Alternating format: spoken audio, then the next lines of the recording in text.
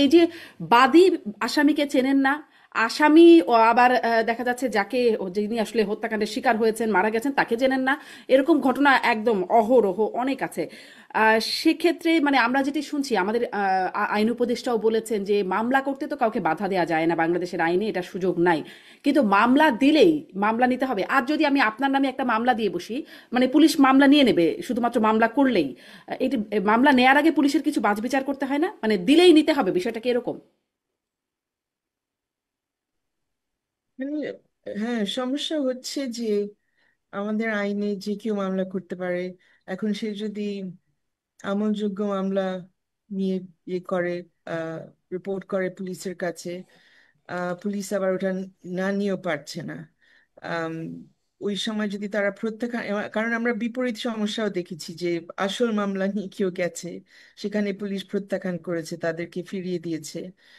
আমরা কিছুদিন আগেও দেখলাম যে বিভিন্ন জন যাচ্ছেন বিভিন্ন বিষয় নিয়ে, এমনকি জুলাইয়ের হত্যাকাণ্ড নিয়ে এরকম হয়েছে, কয়েকজন গেছেন মামলা নিতে, জেনুইন ভিকটিমস তারা দিতে পারেন নাই। সো দুই প্রবলেমই আছে। আবার অন্যদিকে মানে যে জায়গাটাতে হাত দেওয়া দরকার, যে পুলিশ যে গ্রেফতার, সেম পয়েন্টে আমরা আসছি, ওরা যে গ্রেফতার করে ফেলছে এটার পরে, এখন এটাও তারা বলতে পারে যদি গ্রেফতার না করেন, আবার কেউ কেউ প্রশ্ন তুলতে পারে যে আমলযোগ্য মানে অপরাধ এবং গুরুতর অপরাধ, সেখানে পুলিশ গ্রেফতার করতে যাচ্ছে না কেন? সেটা নিয়ে as I sad, I think আমরা ঘুরপাক খাচ্ছি বারবার। মানে চেষ্টা হচ্ছে এটা রোধ, চেষ্টা হয়েছিল ব্যাক ইন সেপ্টেম্বর এটা রোধ করার জন্য। এখন আমরা এসে গেছি জুলাই মাসে, প্রায় সমাধান আসেনি। কয়েক মাস সপ্তাহ আগে আমরা দেখলাম আইন মন্ত্রণালয় থেকে একটা উদ্যোগ নেওয়া হয়েছে। আই থিঙ্ক ইদানিং আইন উপদেষ্টা আবারও বলেছেন যে ফৌজদারি কার্যবিধি এখন সংশোধন করার একটা প্রচেষ্টা চলছে। যে ফৌজদারি কার্যবিধি যদি সংশোধন করা হয়, তাহলে ওই শেষ পর্যন্ত মানে ওই এটার জন্য অপেক্ষা করতে হবে না যে পুলিশ একটা তদন্ত রিপোর্ট দিবে, তদন্ত রিপোর্টের মাধ্যমে যাদেরকে বাদ দিবে তারা তখন রেহাই পাবে। আরো আগে একটা প্রাথমিক তথ্য, প্রাথমিক তদন্ত রিপোর্ট তারা দিবেন। আম, এখন এটা এটা নিয়ে পক্ষে বিপক্ষে বলা হচ্ছে। কেউ কেউ বলছে যে প্রাথমিক হোক বা চূড়ান্ত হোক, মানে যে কোনো পর্যায়ে আবার ওই সেম প্রবলেম হবে, কেউ কেউ চাপ দিবে, কোনো কেউ কেউ বাণিজ্যের একটা সুযোগও তৈরি হয়ে যাবে। আর দুই সুযোগ হবে, দুইবার সুযোগ হবে বাণিজ্য করার, প্রাথমিক এবং চূড়ান্ত তদন্ত রিপোর্টের ক্ষেত্রে। কিন্তু আহ, মানে আই থিঙ্ক আমার মনে হচ্ছে যে এটা চেষ্টা করা উচিত, যদি সংশোধনটা করেও তাও একটা ব্যবস্থা নিতে পারে। আর আরেকটা পয়েন্ট একটু ফিরে আসতে চাই, আপনি এর আগে বলছিলেন যে মামলাগুলো যেভাবে সাজানো হয়েছে সেখানে আদৌ তদন্ত হবে কিনা বোঝা যাচ্ছে না। কিন্তু এখন একটা বিষয় একটু ভিন্ন আছে এবারে, যেটা আমরা আগে অত বেশি দেখিনি, ইভেন ইভেন কয়েক বছর আগে এই সুযোগ আমাদের সামনে ছিল না। এখন আপনার ভিডিও এভিডেন্স, মোবাইল ফুটেজ, এগুলো এখন আসলে কোর্টে জমা দেওয়া যায় এবং কোর্ট এগুলোর আমলে নিতে পারেন। এগুলো কিছুদিন আগ পর্যন্ত আমাদের আইনও সংশোধন করা হয়নি, এটা সম্ভব ছিল না। তো এটা এখন যেহেতু সম্ভব, এবং যেহেতু আমরা জানি যে মানে probably lakh lakh pieces of footage আছে যেগুলো উই নো যে আইসিটির কাছে এগুলো যাচ্ছে, but I personally don't know যে যারা সাধারণ মামলাগুলো, মানে সাধারণ বলতে দণ্ডবিধির এই এই হত্যা মামলাগুলো যারা আম, তদন্ত করছেন, তারা ওই ধরনের সাক্ষ্য প্রমাণ পাচ্ছেন কিনা, দেখছেন কিনা। কারণ ওগুলো দেখলে আসলে আগে যেভাবে মানে অন্যভাবে যে তদন্ত করা হতো, সেটার হয়তো প্রয়োজন হবে না, অনেক হুম। কিছু আপনি এটা থেকে কিন্তু পেয়ে যেতে কিন্তু পারবেন। এভাবে কি তো দেখছেন, মানে আদালত কি আই আসলে ডোন্ট নো, এগুলো আই হ্যাভ কতটা? No idea. আমি একটু এখানে এই প্রশ্নটা এই কারণে করতে চাই, একটা তথ্য দিয়ে যে আমরা এটা নিয়েও অনেক আলোচনাও হচ্ছে যে আমরা দেখি আদালত সাবেক প্রধানমন্ত্রী শেখ হাসিনার বিদেশ যাত্রা নিষেধাজ্ঞা দিচ্ছেন, সাবেক পররাষ্ট্রমন্ত্রী হাসান মাহমুদ তার স্ত্রী সস্ত্রীক তাদের বিদেশ যাত্রা নিষেধাজ্ঞা দিচ্ছেন, যেখানে একদম সবাই আমরা জানি যে তারা বিদেশে গেছেন, বেশ আগেই গেছেন, কিভাবে গেছেন সেটারও অনেক আলোচনা হয়েছে সেটা নিয়ে।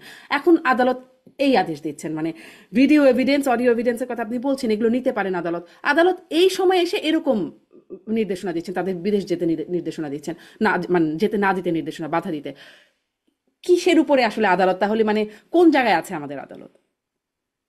আহ, কি কারণে এই সব মামলাগুলো দেখার জন্য বিশেষ কোনো ব্যবস্থা নেওয়া, কারণ মনে হচ্ছে বিশেষ কোনো ব্যবস্থা নেই যেভাবে চলছে।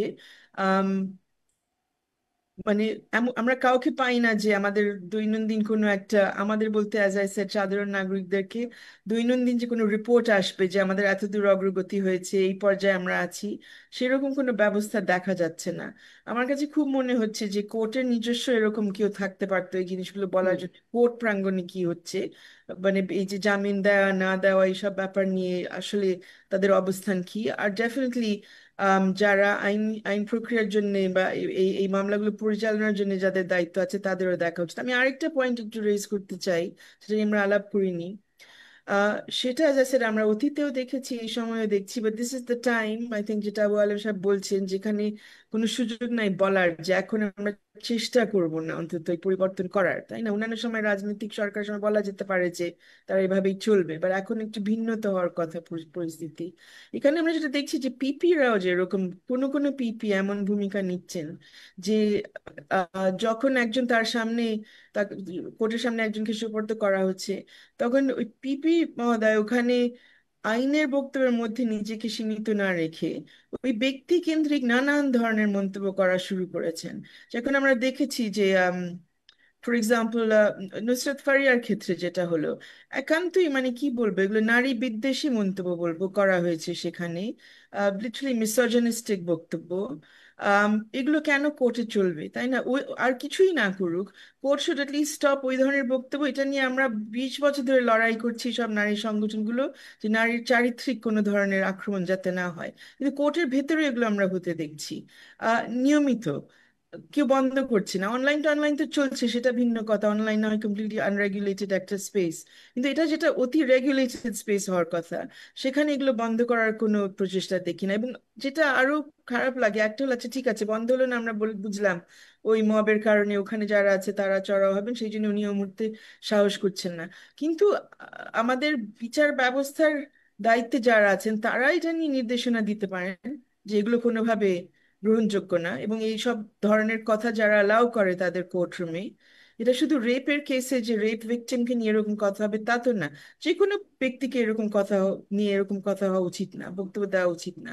তো সেরকম কিছু নির্দেশনা তো আসতে হবে উপর থেকে। এখন আই থিঙ্ক একটা বড় গ্যাপ হচ্ছে যে আমরা এরকম কোনো ডাইরেকশন দেখছি না, মানে অলমোস্ট অ্যাজ ইফ কারোর চোখে পড়ছে না যে এইসব সমস্যা চলছে, তাই না? আমরা সংস্কারের কথা বলে যাচ্ছি, হ্যাপিলি সংস্কার হোক কি না হোক অনেক আলোচনা হচ্ছে, বাট চোখের সামনে যেটা হচ্ছে ওইটা রোধ করার জন্য সেরকম পদক্ষেপ দেখা দেখা যাচ্ছে না, অ্যাজ ইফ ওগুলো এমনি হয়ে যাচ্ছে।